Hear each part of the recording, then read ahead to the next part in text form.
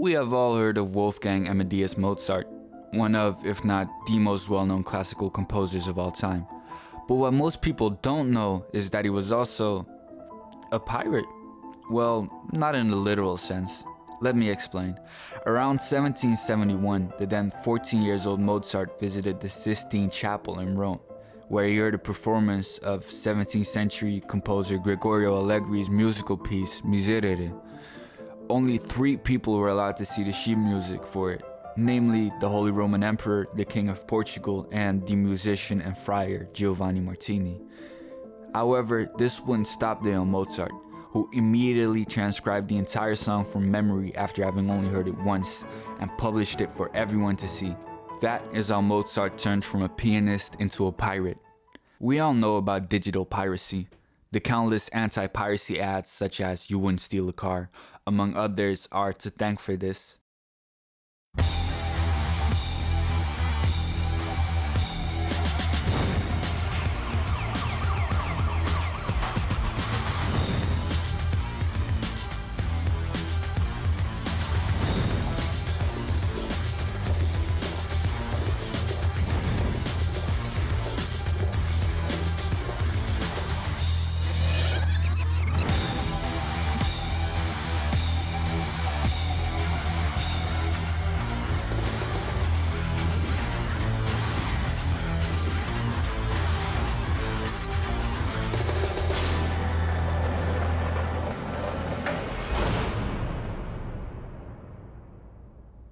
Personally, I would definitely download a car if I could, by the way. In fact, most of us have probably pirated software or files, whether that be willingly or unknowingly. But when and where did piracy truly originate? Piracy is almost as old as computers themselves. Steve Wozniak, the co-founder of Apple, used to be in a computer club called, well, the Homebrew Computer Club. Even there, members would take each other's software and make copies of it. Well, we had one copy of the tape that our club library had purchased. And one member of the club, Dan Sokol actually, took that tape and borrowed it for 2 weeks. And when he came back, he brought back like 4 copies. He copied the paper tape at his company, AMI. And he brought him back and he said, the new rule is anytime you take something from the club library, you have to return at least that many copies. Until one man who you might recognize got kind of fed up with it. And it's kind of funny, and we got a letter from Bill Gates all upset, copyright, you're copying software and you shouldn't. And I agree with that, The letter from Bill Gates to our Homebrew Computer Club got some notoriety and fame over the years, and because it was basically, hey, you have to pay for what you use. And, to this day, we still have, so you look at all the reports of how many kids just copy all their music for free. I don't know. I don't really agree with that. I was brought up with very strong ethics. You are who you say you are. You tell the truth. Truth is the number one ideal in my life. And so I don't like encouraging children to learn anytime you can get something for free, it's okay. I do not agree with that. I have never copied a piece of software, taken a piece of software illegally, music, no. I won't touch that, Why don't you, you can afford something and stick within your means. That's what I believe in. At the time, though, technology was far less advanced than it is now. Therefore, piracy wasn't that big of an issue yet. One time in my office, a gentleman came in, on this whole copyright issue. A gentleman came in and I was talking about, my gosh, you could almost get to the point you could put a movie on a card. He said, oh, someday you'll have a card and you'll have 500 movies on it.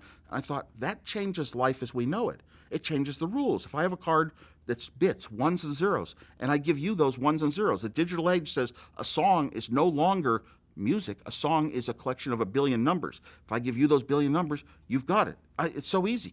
Our computer technology lets us copy everything instantly. No, it's very scary. It means a new world. A new world's ahead. And it may take decades. It may even take centuries before we actually get to the final ending point. 500 movies became far more realistic later on, though. Despite Gates' letter urging people to work to prevent piracy, it wasn't considered that big of an issue until the 90s. In 1992, the Software Publishers Association started circulating the following video. Temporary winner. I've been holding back. I've been giving you a break just so you get the hang of it. But now it's time to teach you a little respect. Right. But it'll have to be next time. It's almost 4th period and I do not want to get caught in here. But Jenny, hold up. Look, I brought a disc and we could copy this, okay? And we can play it on my brother's computer. Okay, no problem. All we gotta do is... Whoa. Are you sure you know what you're doing?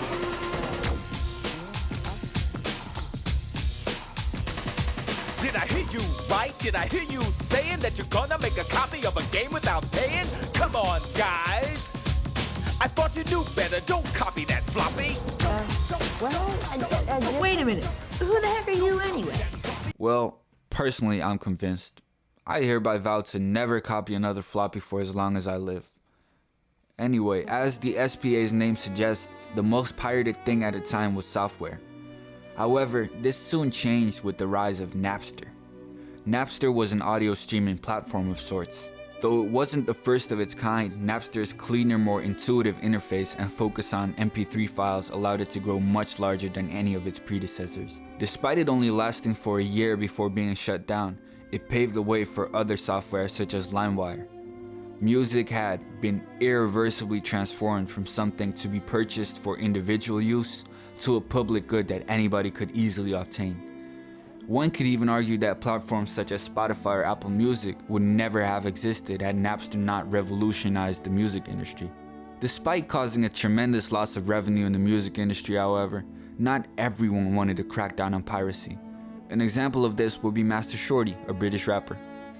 Do you think we should crack down on piracy, though? No, I think to be honest, I think if you're gonna buy the CD right now, in terms of people that are buying music, if you're buying music, I think they're gonna buy the music. If they're gonna download it, they're gonna download it.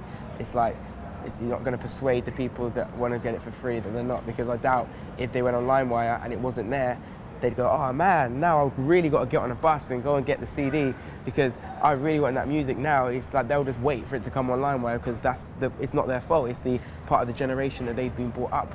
You know, they've been brought up where it's the norm to just go online and quickly download music. So if it's not on LimeWire, they'll just wait rather than go and get music. So cracking down isn't really going to help. It's just going to damage relationships between artists and the fans. Well, you're losing money, though, aren't you? Yeah, but then you can make money in other areas by them having your music quick and easy, and it's accessible means that they also it's easy for them to buy merchandise and tour tickets and stuff like that.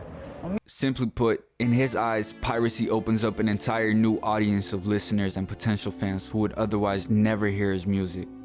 However, music was not the only industry affected. The movie industry, for example, came to suffer from ripping, where people would rip videos or audio from CDs and DVDs and share them online. Television, book publishing, video games, and other computer software industries were also hit hard by online piracy.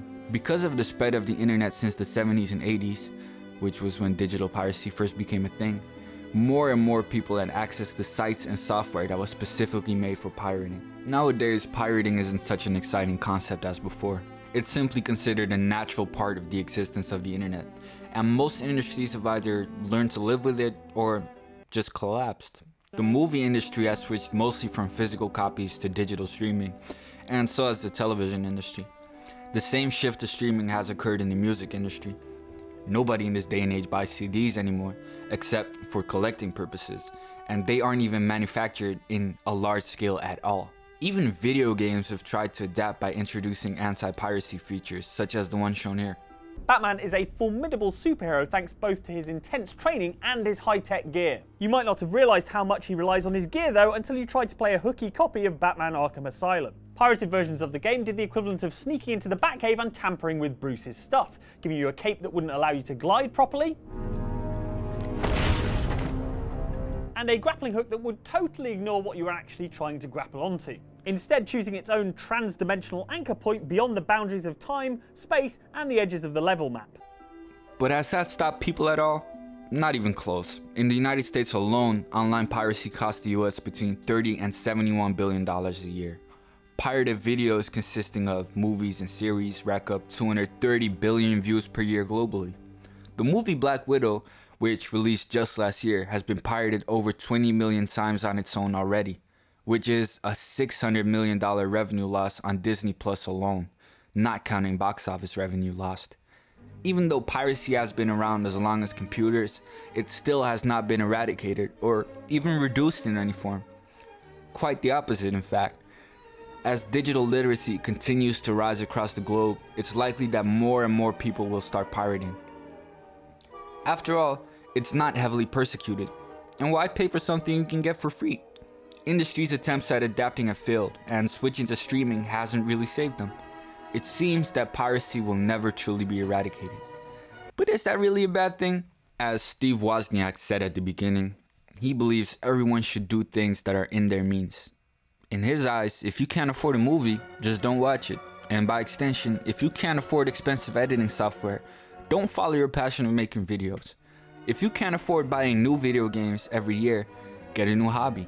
If you can't afford music software, don't make music. I could go on for hours, but the point is, piracy undeniably has an equalizing effect on our society. Who knows how many talented people would never be able to pursue their true calling if they never bought expensive software. Yeah, companies are making less money, but less does not mean nothing. They are still making significant sums of money. On top of that, piracy breeds innovation.